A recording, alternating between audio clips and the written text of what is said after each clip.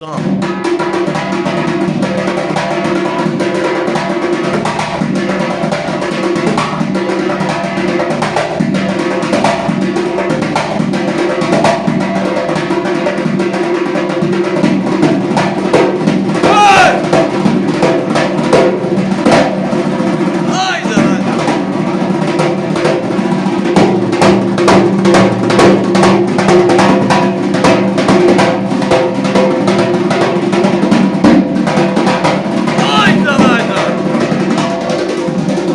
bağlamayı tabii canım.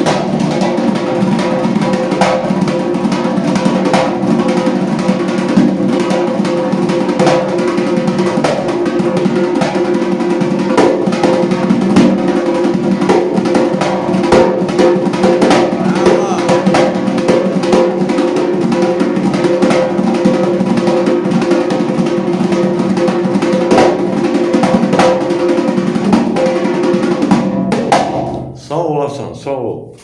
Bu da böyle bağlamayı tabii canım. 10 yıldan sonra sağ ol, sağ ol. Hamısı yerindədir. Mənim yaşayış yericəndə şəhər iş yerimizdə Əməkçilər Mədəniyyət Sarayının qapısı xalqın bağlarının üzünə açıqdır. Biz hazırıq qəbul eləyək. Nə biliriksə də tələbələrlə paylaşaq. Hasan sağ ol Hasan qadın olaraq. Hasan bizim şişma qazağımız olmalı da. Daxırda dımada.